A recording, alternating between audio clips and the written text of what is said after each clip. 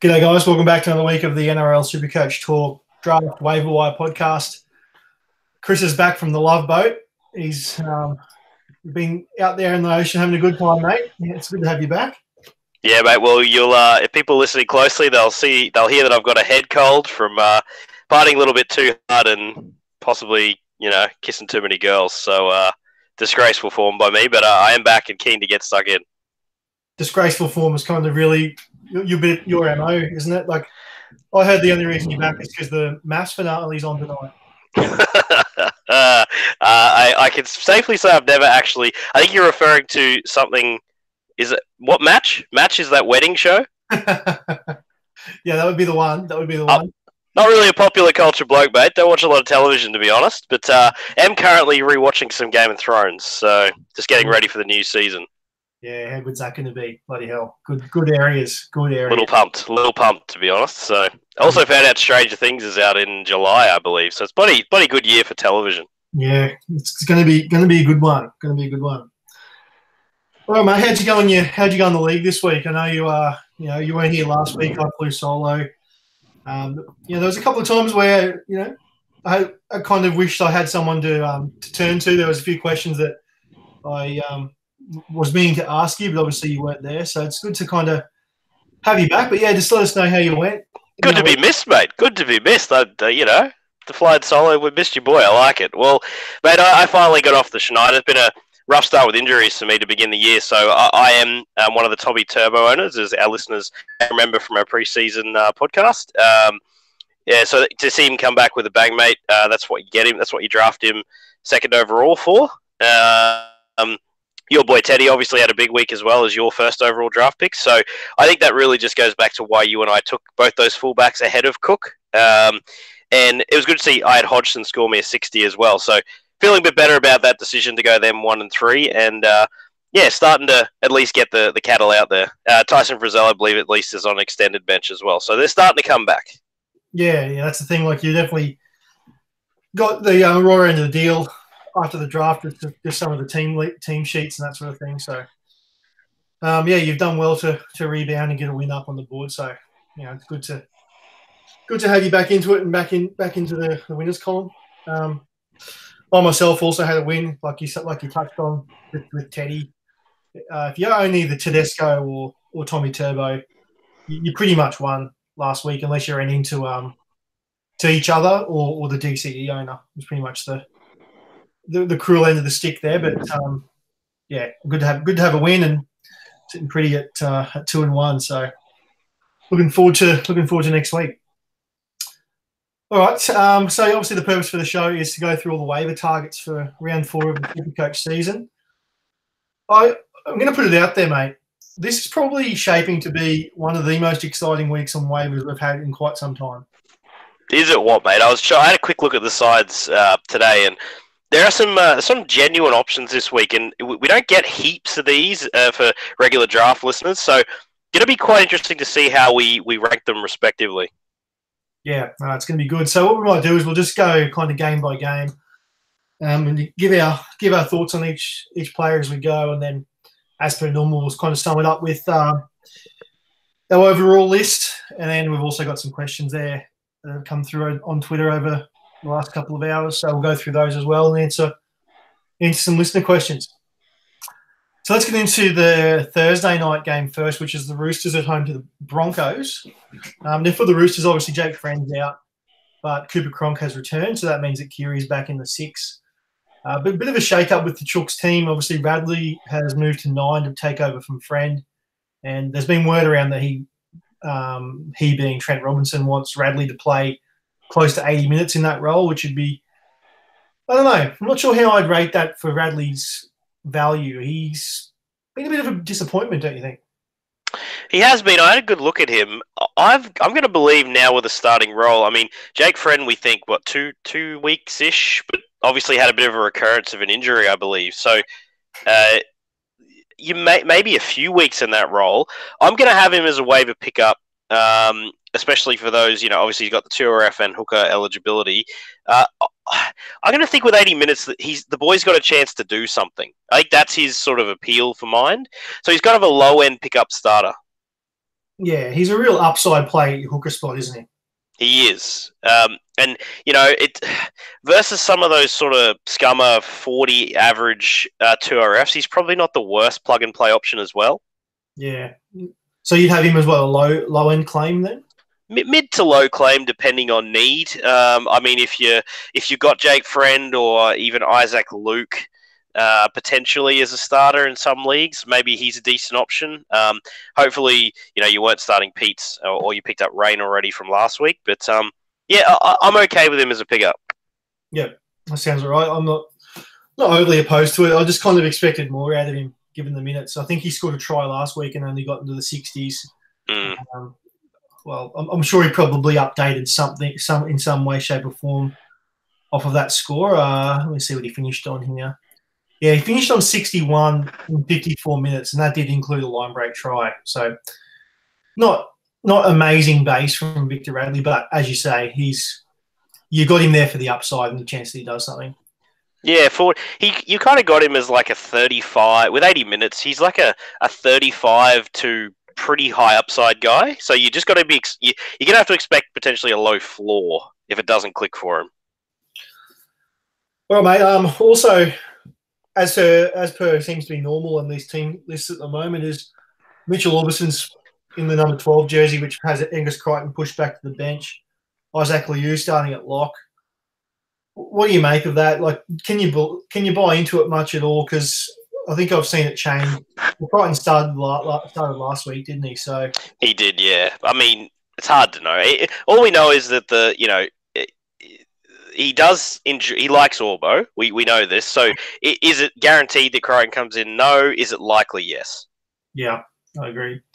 I mean, if it's the team list that can get you across the line on a nice little sneaky buy low on Crichton, I'd go for it. But I kind of think unless there's a late out with Cronk, which would then push Latrell into 6, Kiri into 7, and then Orbison out wide. That's the only way I see Crichton getting the last minute start. Otherwise, wouldn't they just name him there? Yep. On to the Broncos. So your mate Jimmy the Jet gone. Bit of a shame. He's looked good. He's looked very dangerous to start the year. So, but he's gonna, when he got back injuries, that's where the legs start to, go on you as well. So not a real surprise that he's out. Do we know the extent of that Achilles injury? I don't know off the top of my head. I think, from seeing Darius Boyd on the news before, they did say that he was just kind of managing it, giving it a chance to heal. I think he probably could play with it, but I think if you watched him the other night, he looked absolutely destroyed, and that was just after sprinting kind of 80 metres to score. He was not in a good way. Yeah, he's got to rest up that back because obviously that'll, as I've said before, it's going to lead to leg injuries. So probably not the worst thing. If for James Robertson, obviously you're pissed he's not there because he's been in great form. But, it could be a good thing for him to get rested for a couple of weeks maybe and to come back. So Katoni Staggs, talented young player, definitely. Are you interested in him at all? Look, if it was a different, I do really, really like Staggs as a player, and I think anytime he gets a spot in the centres there in place of either Roberts or Bird in any given week, he's going to be a hot name on people's list to pick up and play. In this matchup, though, against the Roosters away, as a probably only 1 week starter, I think it's probably a bit rich to be spending a waiver. Yep.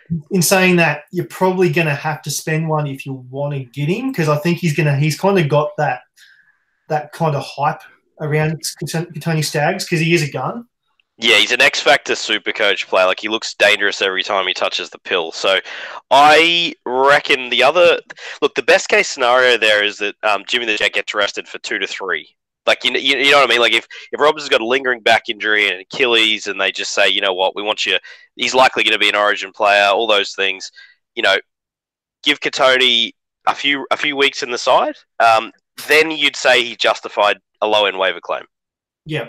I think that's what makes it difficult, is that obviously you're not going to know that tonight when you put your claims in. I think if you're a low-end claim, you might give him a crack if you're in the need of a CTW this week. You're not going to play him in the second row in all likelihood, but no. If you're chasing upside, I mean, I get it. But, yeah, I think for mine, he's probably I'll put him down as a free agent pickup. Not a. I wouldn't go a waiver. Put it that way. No, like a 9 plus for me. I could if someone's in 9 or 10, I'm okay with it. Like, it makes a lot of sense. Like if someone like yourself, who is the Jimmy the Jet owner, if you had a low end claim, anything from kind of 6 onwards, as the Jimmy the Jet owner handcuffing him with Stags, I get that, and I'm perfectly fine with it. Yeah, not a bad handcuff at all when you know the replacement, could be as good. I think that's fine. That's pretty much it in terms of waivers for the Broncos. It is a bit of a blow to David Fafita owners to see him push back to the bench. Almost, I think we could see it coming though. I don't think that's that much of a shock, really. No, probably not. Well, I don't know. I kind of liked David Fafita. I think he was good. I thought he looked good.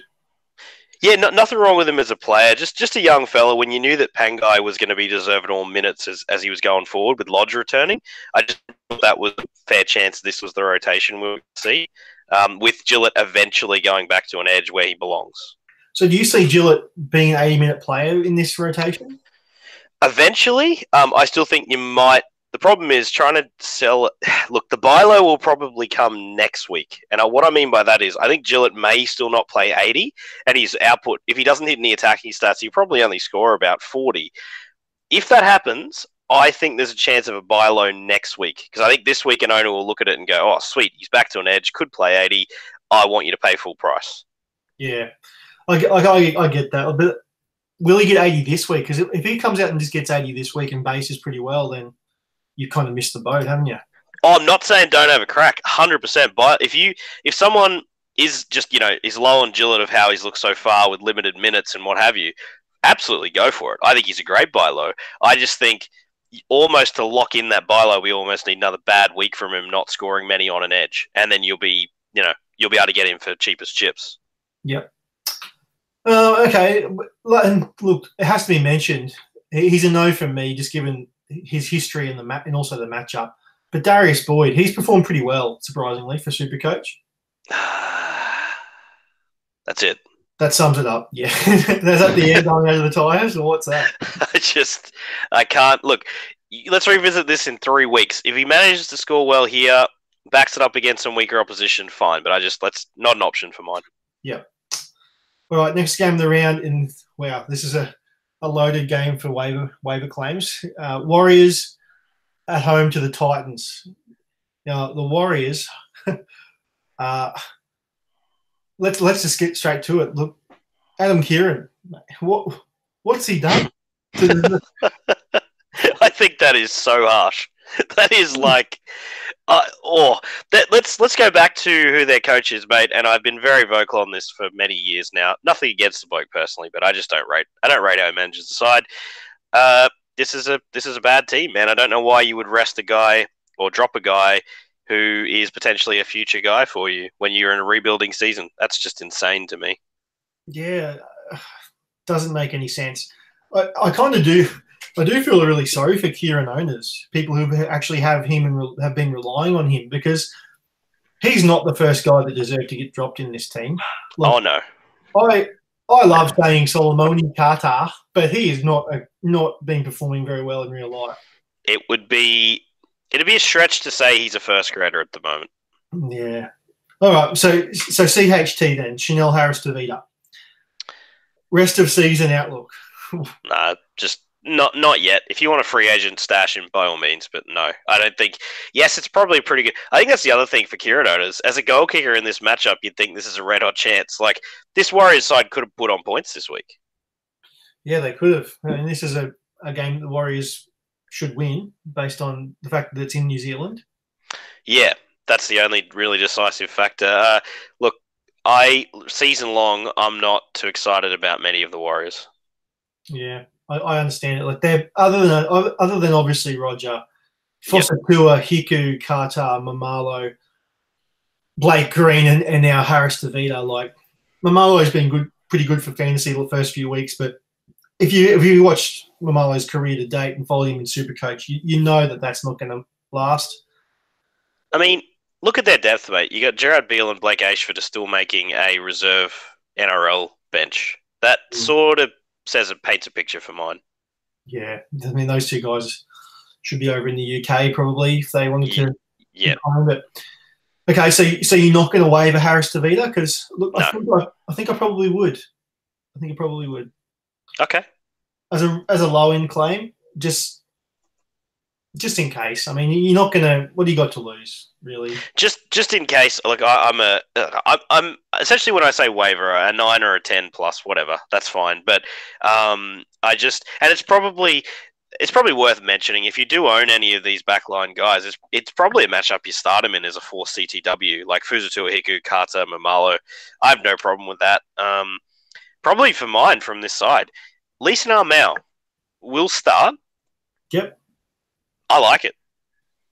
I like Leeson Armau. He's a good churner. There's a chance that potentially he's earned a few more minutes by looking like the only decent forward for a while. Yeah, he's a guy. If you ever got 50 minutes, you'd be loving it. So that rotation then. So Tohu Harris and Papali'i will get 80. So Papali'i is locked into that 80-minute role now, as far as we know. Yeah, look, I'd be if he was out on waivers, I'd be wavering Isaiah if he's out there because I think he's built his way back to where he was pre-season. He's played 80 minutes last week, so I reckon he's back. Yeah, I think you're right too. So what does that mean for Adam Blair and then both the front rowers in Parsi and Armau? They play a lot of. It is a lot of rotations in the minutes there. I'm just looking at the minutes now for Armau. So that's at 41. I mean, whether it matters whether he starts or not, I don't know. It's just whenever you see a guy from the bench potentially, goes to the starting lineup, you like to be optimistic and think, okay, it could grow potentially 5 minutes, which makes Armau, potentially an option there. Not, am I bending over backwards to waiver claim him? No, but I think you can start Armau this week as a low end front rower if you need to. Yeah, he'll probably do a job for you. He'll probably do a job. How long you got Isaac Luke, don't you, in our league? Yeah, I do have Isaac Luke. Very disappointing. Looked good at the start of the game last week. It's a hamstring strain. I think you still stash him. Yeah, I'm just kind of looking over Carl Lawton. He showed promise in the couple of games he's played. He's not someone that you'd be wavering. He's a free agent only, given that Luke and also Nathaniel Roach are both above him in the pecking order. But the fact that he's kind of been thrust into that position, I think he'll get Isaac Luke minutes. I think that rotation doesn't change. I still think Tavanga comes on sort of 25 to 30 minutes into the match, plays lock for the start, and then pushes into hooker once kind of 60 minutes into the match when they want to give Lawton a spell. Mm-hmm. But don't hate him as a sneaky player at hooker. He's shown upside, and this is a matchup to do it. So I'll put him down for a free agent pickup, Carl Lawton. There you go. Big one. Oh, yeah, it's huge. You tell everyone to make sure they're sitting down when you announce that one. Yeah, sit down. I tell you to go on free agent, this guy.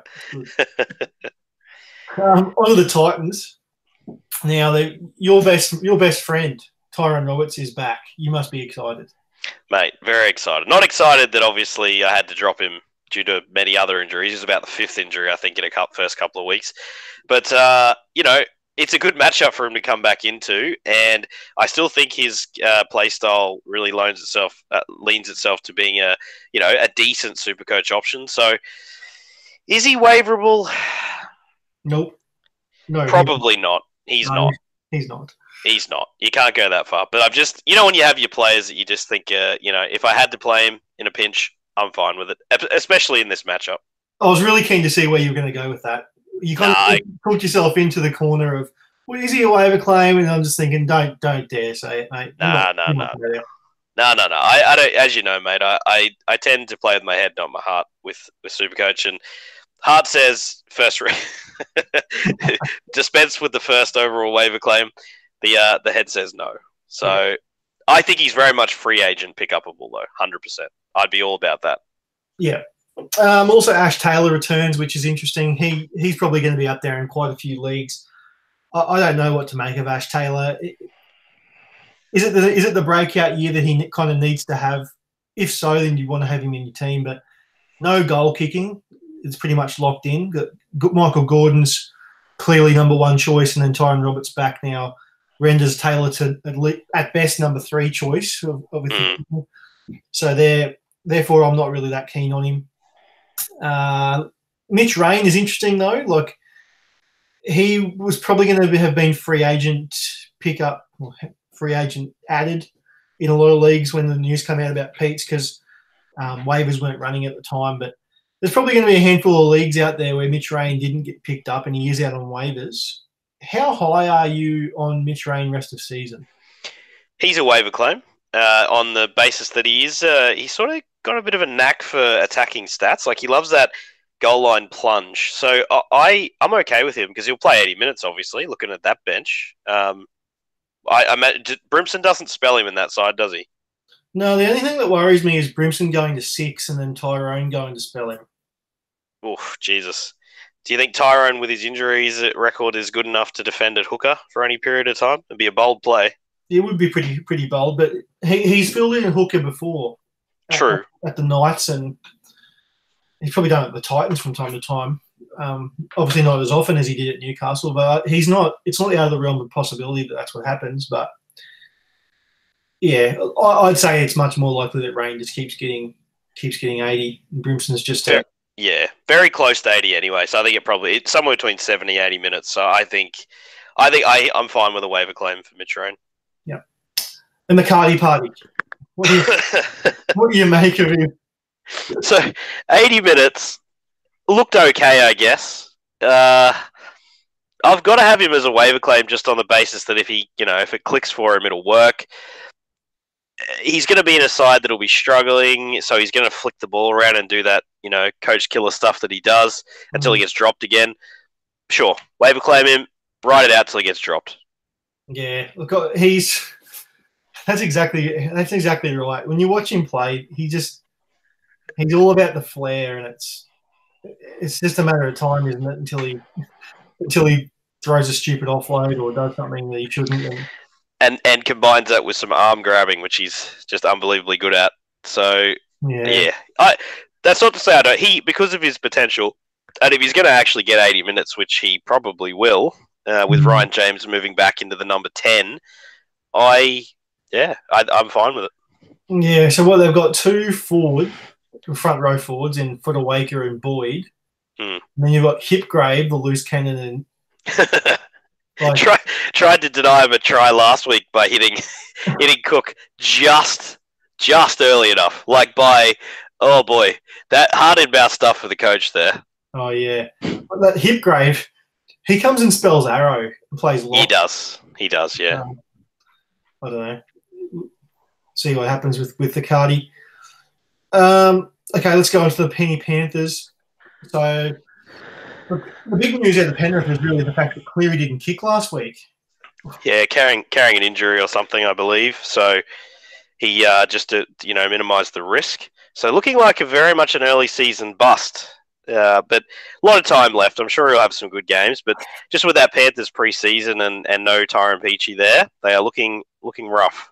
They are. They're really feeling the pinch, aren't they? I mean, obviously they've missed some cattle with Yo being in and out of the team. Obviously, Kikau returns this week, which is good for Kikau owners. But they've, like you said, they let go Peachey, they let go Corey, Harawira, Naira. Good spark off the bench. Yeah, like both of those guys are legit good first graders who add punch, don't they? They are, and you look at this bench this week. Frank Winterstein, or Frankenstein as we affectionately know him, not really someone that's going to inspire the troops. So it's just not as good a looking. If they don't have the depth they've had in previous years, and with guys that aren't in form currently, in Mansour, like the whole back line is just ice cold. Fare's a good, fantastic defensive center, hasn't got a lot of spark. It's not that good a side. That's the truth.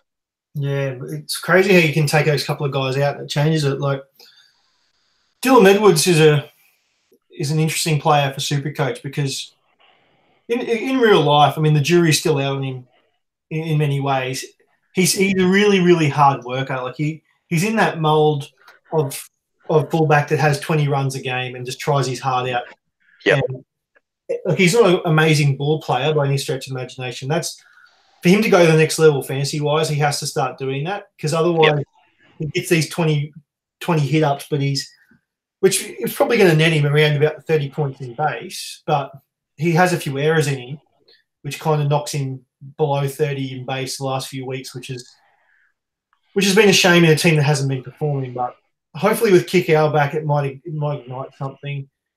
Wonga Blake hasn't kind of been the player that people have hoped for him Fast. in the preseason, which is I think my question there is: would you buy low on Dylan Edwards, Nathan Cleary, Kikau coming back from injury could still be potentially bought a little cheaper?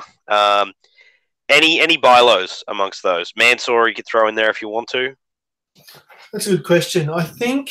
Well, there was a trade that went down in our league just the other day when it was Dylan Edwards for Will Hopewadi. And I think Hopewadi had just been confirmed that Hopewadi was moving from fullback back to centre. Yeah, that's an easy one. That's an easy win for Dylan Edwards for mine, just because Hopper's output at centre is not very good. So I think that's an easy win. I'd rather the chance that Edwards and the Panthers turn it around. Yeah, I don't know. Like if Hopewadi was to play fullback, then you'd rather Hopewadi. But easily, I think it was an interesting trade for that because obviously the person trading for Hopewadi was of the belief that Hopper would stay at fullback, and it was just a bit of smoke and mirrors. But I guess I'm not overly optimistic on Edwards, put it that way. Like I would. When the trade happened, I did say to the guy I would have rathered Hopewadi at the time. So it's interesting how, like, if we differ on that, then I guess that kind of tells you all you need to know about how I view Edwards the rest of the way. I wouldn't be excited. He's not a guy I'd be targeting because even if he turns it around, he's still, he's a 35 to 70 on a good day guy, and that's just not my type of player. As for Wonga Blake, the talent's there, but I'd probably be more likely to buy low on Blake than Mansour, though, because I just think that we've seen it now. These guys inside Mansour, they're not creators. Wonga Blake's a runner. I mean, Kikau's obviously a gun. Like, he's going to offload. He's going to create line breaks and that, but he just doesn't get past Wonga Blake. He doesn't pass it very much. Yeah, it's crazy they don't utilize Mansour's skills more, like when he was a gun in the past, and just give him, get him on the overlap, hit him with some early ball. He's an underutilized talent because I'm actually a huge fan, but just like you, mate, I don't actually think there's a large sort of window for it to turn around. Yeah, so look, in terms of buy low, Cleary, I want to know Cleary. Where, like, right now, obviously he's one of the obvious, candidates for bust of the season up there with Ponga, but obviously I'm saying that very prematurely. I'm not saying that'll be the end of the year, but right now you wouldn't be excited about him in the first round. So how likely is it that turns around and he averages 65? Look, I think he'll, just given the landscape of halfback, he's still going to be good. He's still going to finish the year as probably a top 3 half still. He's going to make that ground up because there's guys in front of him and no world beaters. But the thing with training for Cleary that makes it so difficult is the fact that he's halfback only. The person that you're going to have to be in such a very specific situation to be able to make a trade like that work, where if you're someone who has Cleary and you are open to trading him, you're going to be expecting a replacement halfback in return that you're going to be happy enough with. And there's just not many of them around. You're looking at a guy who has, maybe you drafted by late. Is it, so you got, like, say you had like Cleary, Morgan, Mbai, that sort of combo?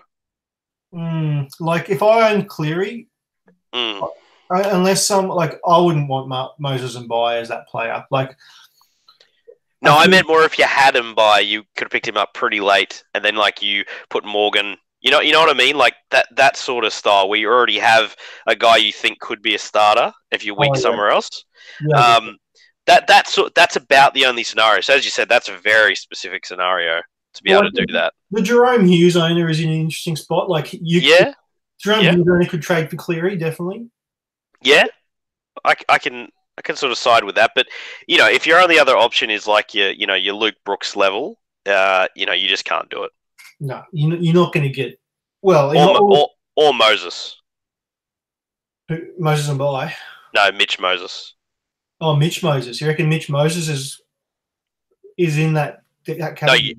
you just can't. You can't if you have Mitch Moses. Like, because all Oh, those other guys, like Mitch Moses and Mitch Pearce, like the confidence just isn't there really. no, it's really fallen away. So yeah, I would buy Lon Cleary, I guess, is what I'd take away from that. But yeah, as we say, it is very difficult, and it would be a very unique situation to be able to make it work. On to the Tigers, mate. Yeah, so the Tigers. Now, Luke Garner's been named, which is good for owners of him. You obviously copped that AC joint injury, and there was a bit of a word that he wasn't going to play this week. So good news on that front. Look, this Tigers team is a very settled side, with the exception of one Benji Marshall being replaced by Josh Reynolds. What do you think of Josh Reynolds now that he's back in the team for a couple of weeks? Feel he'll run away with this position, to be honest.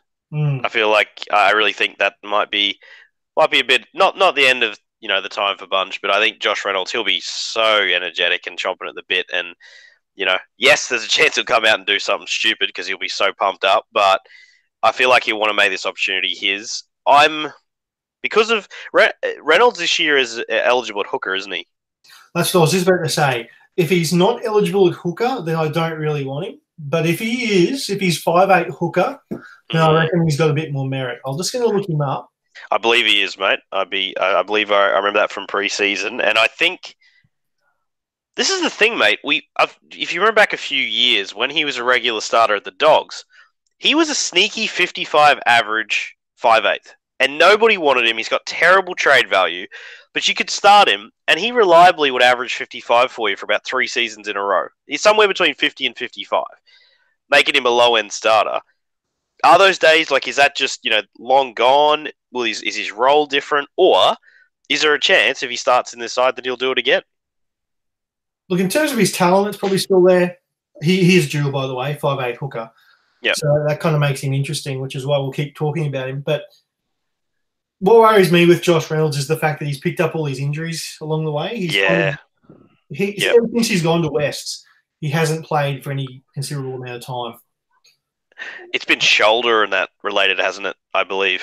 Yeah. So look, he's a low-end pickup, but at best, you're not going to have to waiver him. I don't think. I really don't think that he's not someone that people are going to be fanboys about. You can pick him up as a free agent. Pick him up as a free agent. The good thing about him is he's an easy drop as well come buy time, even if he's going well, because people just don't want him. Nah, there's no point trying to trade for him. We'll trade him away, I should say. Alex Twal's been good. Yeah, look, Twal has been good. He's been very good, and he's locked down a starting spot there. Getting decent minutes too, kind of in the 50s with over a point per minute. So I do like him. I'd waive him if he was out there. Yeah, I would too. Yep. That's pretty much it for the Tigers in terms of waivers, though. Also, Manly, Moses Sully's out, and they've replaced him with the exciting Brendan Elliott. Well, straight faced, mate. That's impressive. So that's great for Manly. You wouldn't really be saying too much about them. So let's move off them. South Sydney are interesting. Corey Allen named on the wing. Yep. Obviously, Braden Burns is out. Gone. Out for a while, or with a couple of injuries, it seems too. Poor bastard did his ankle as well. I really feel sorry for a guy who's poised for a breakout season that he clearly was. Even Supercoach, forget about that. Real life, he put on a bit of muscle clearly, and there's a guy who was primed. So I really feel sorry for the lad. Yeah, no, it's pretty unlucky. So I guess that opens the door for Corey Allen.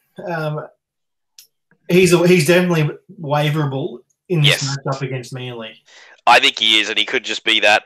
As you know, mate, having a winger playing in a side that's likely to be, thereabouts each week is pretty much always a good thing. And again, obviously this matchup speaks well. So I'm going to say, if you're the James Roberts owner, wink, wink, nudge, you can waiver Corey Allen for sure. Yeah, I don't mind it. I think he's obviously got the talent there to keep that spot rest of season, and if or when Burns does return, there's absolutely no guarantees that Inglis will still be fit by then. So Yeah. Yep, I agree. all right, on to the Cowboys. They're at home to the Raiders on Saturday, 4:30. And for the Cowboys, they've actually maintained their side. They've kept that same backline of Martin, Nene McDonald, Kahu, Hampton, Jarvid Bowen, Jake Clifford, and Michael Morgan. Yep. Which I do understand, given that they just shook it up last week, even though they didn't get the performance that they wanted. They're just a team that's struggling massively without, obviously, Taumalolo. They are struggling. It's insane how important he is to that side, and shows you just how important a gun forward is. Yeah. Look, I don't know. None of these guys overly excite me at the moment. I've got no one in here excites me. I mean, I guess the matchup, assuming the weather is good, that old Saturday evening game is usually points galore. So I actually like the matchup for most of those players. Like I'd fire up, say, a Nene in this one, just as a free agent pickup. But in terms of waivers, mate, I don't see anything there. No, I agree with you on that. Oh, just a quick mention to my old boy Goop, who, without JT, still has managed to cross the stripe again. So I've got a soft spot for the man. Yeah, you do love a bit of Gavin Cooper. On to the Raiders. So they're another team that's pretty much unchanged. In terms of waivers, Sam Williams is probably the only guy out there. I'm gonna assume that Nickel Klokstad, after his kind of big performance on the weekend, look, he may have been dropped given the start. He didn't exactly set the world on fire weeks 1 and 2. So if someone dropped him and he is out there, and then you've seen him score 90, he's a waiver claim for sure. He really is. The work rate's there, as we said earlier in the early weeks of the potty. But other than him, I think that Sam Williams would be the only guy out there that's universally available. So what do you make of Sam Williams? I will never have Sam Williams as a waiver claim. He scored 63 last week, though. I will never have Sam Williams as a waiver claim. Fair call. Okay, on to the second of the Saturday games. Oh, no, sorry. It is the last Saturday game. Parramatta at home to the Sharks. Now, there's been a couple of changes to both teams just forced through injuries. Obviously, a pretty devastating blow for Dylan Brown owners with Jamin Salmon named to replace him in the side.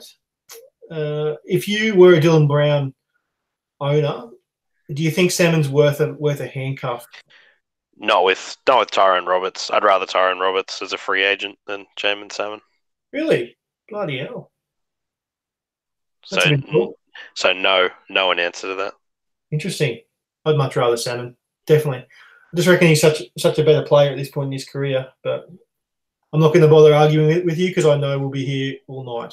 Also, not a matchup that I'm excited about. I think the Sharks will try to lock it down here against Para. So yeah. So look, in terms of waiver, Bronson Xerri or Cherry, however you say it, he's the big name, isn't he? Here with Matty Moylan out for quite a while. I think it's 4 to 6 weeks with the hammy. So you think Xerri is actually waiverable? I do think he's waiverable. Yeah. Okay. I think he's in a prime position this week up against Takarangi. Brad. Your mate Brad. Well, I guess we don't really know what side he'll be on, but you're going to assume that he's just going to play where Dugan played, which would be on the right. Mm. So he's outside Sean Johnson. He's a young and up-and-coming gun.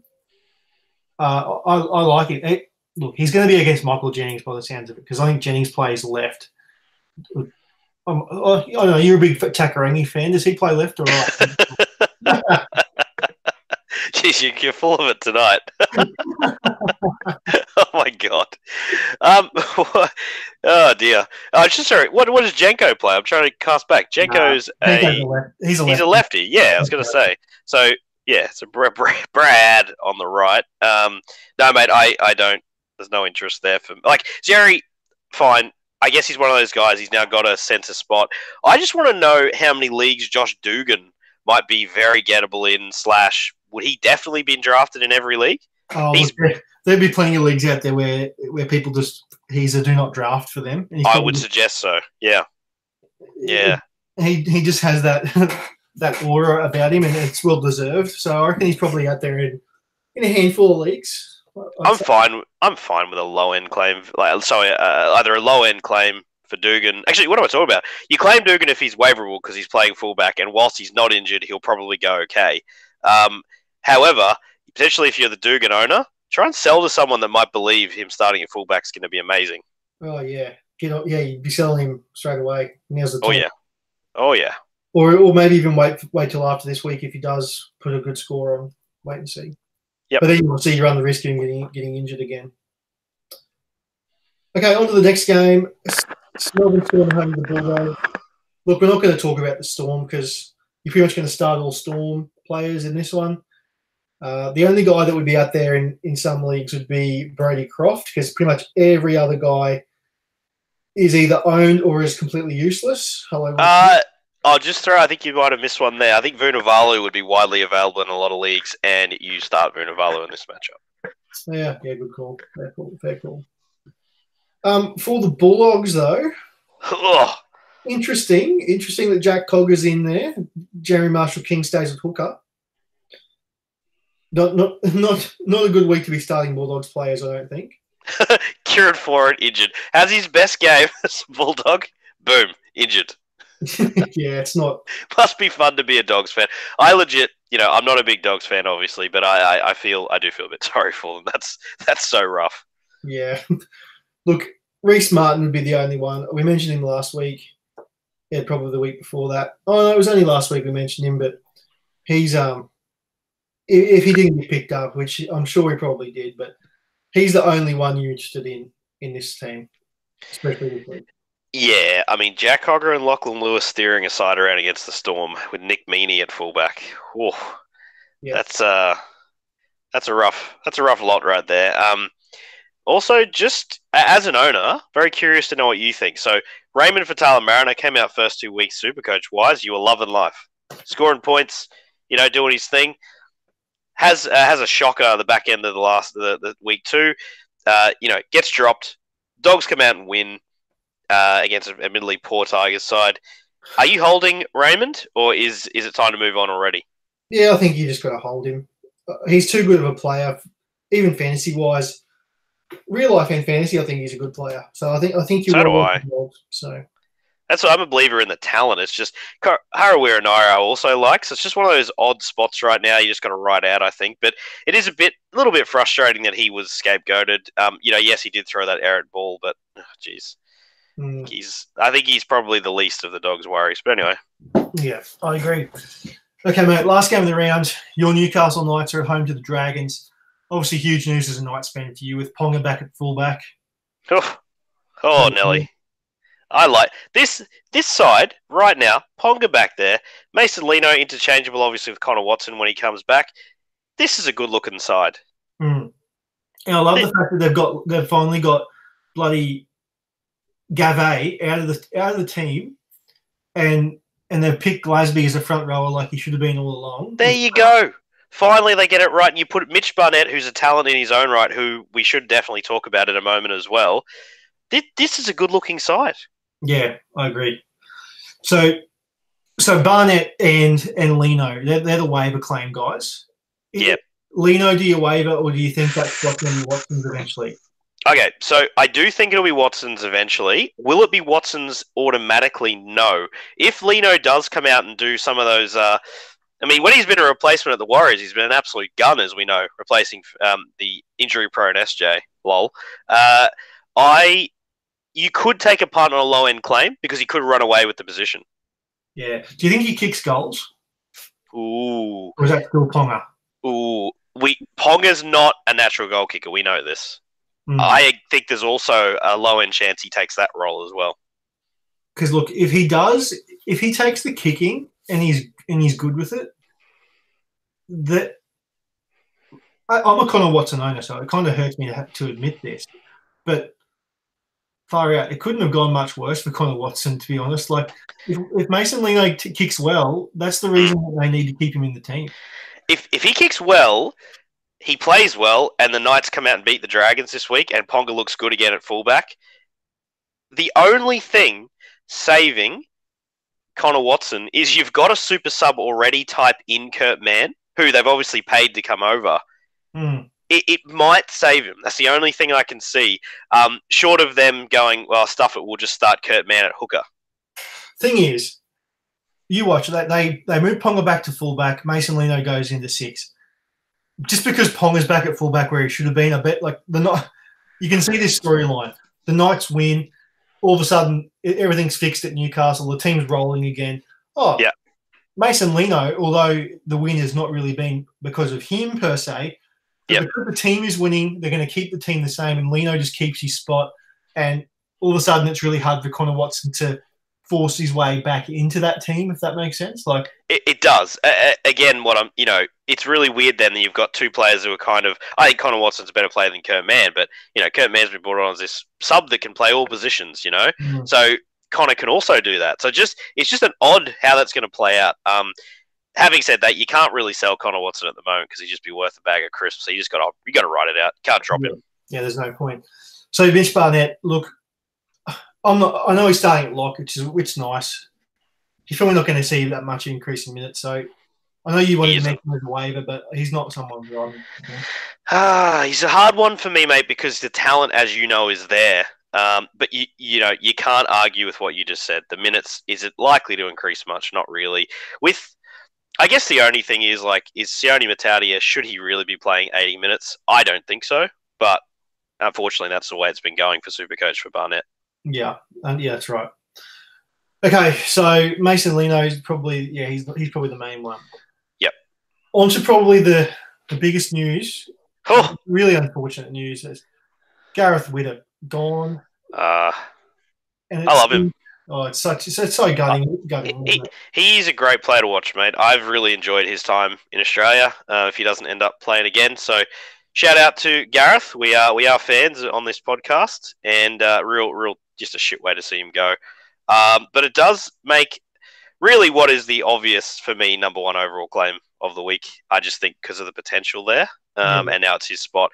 Matt Duffy, you can burn a first overall claim. Yeah, I completely agree. He's your kind of locked in number one claim. Just like everything you just said is 100% true. Like they've now got a rotation there where they're not trying to fit these guys into 4 guys into 3 spots. They've now, it's basically what they're planning on doing next year has now come to fruition this year. So you burn number one waiver on Duffy.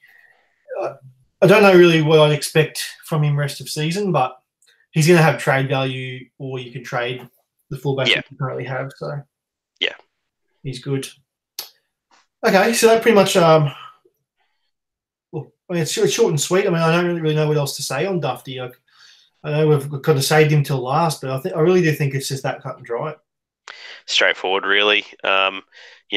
If you were trying to make an argument elsewhere, I mean, Mason Lino could be ahead if you are like the big time believer, and you also need a half. I could see people doing that, but just going through some of our other options, mate. In terms of potential long-term players, I think he's probably it. I mean, if Dugan was out there, that's pretty much just the same pickup. Yeah. Other than Duffy playing season long. Oh, we should also mention, mate, if Kickout somehow was dropped in shallow, like 8-team leagues, there's another one. Yeah, I think we can give the listeners enough credit to not have to worry about that, though. All right, mate. Fair enough.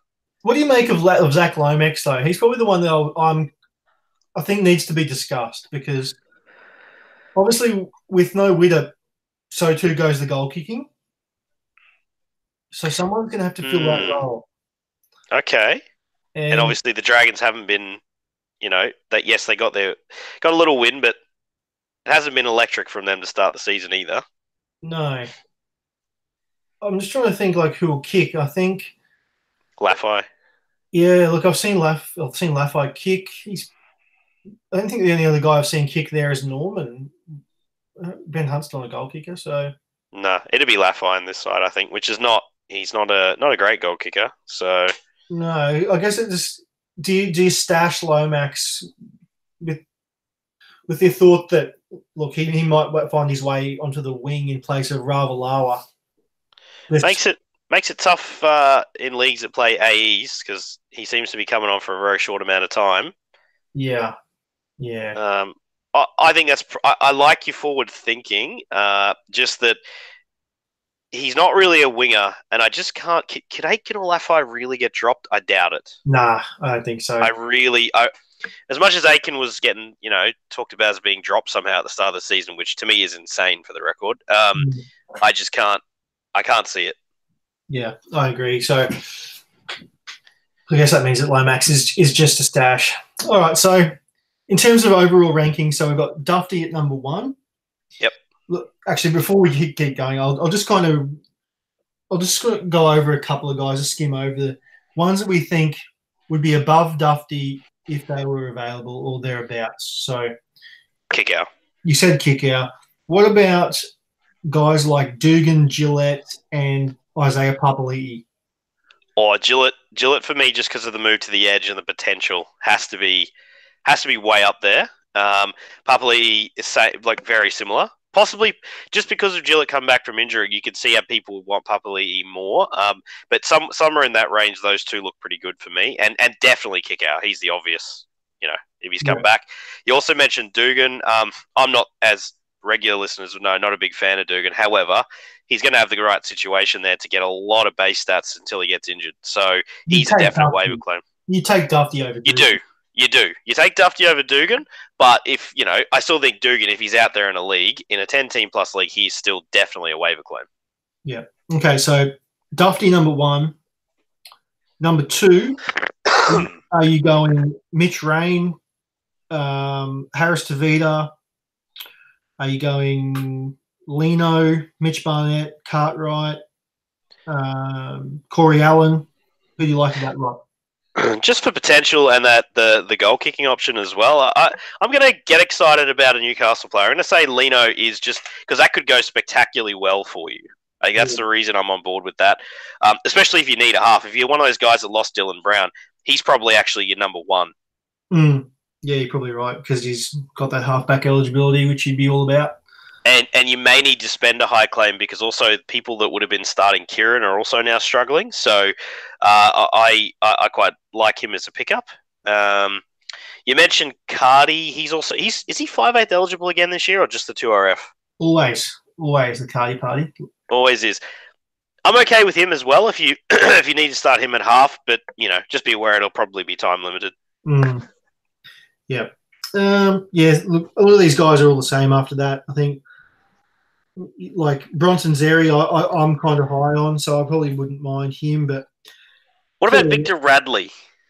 Oh, yeah. I think he's waiverable. I think he's mid waiverable, especially if you are lacking a hooker for any reason, because there's enough injuries in that space / underperformers.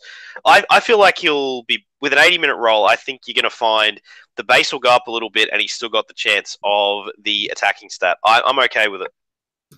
Yeah. I think we've kind of got a rough idea. It's a bit jumbled, but we'll kind of leave it there for the listeners. I think there's heaps of options this week, so hopefully we've either confirmed your own reasoning, or we've kind of made you more confused than probably what you started,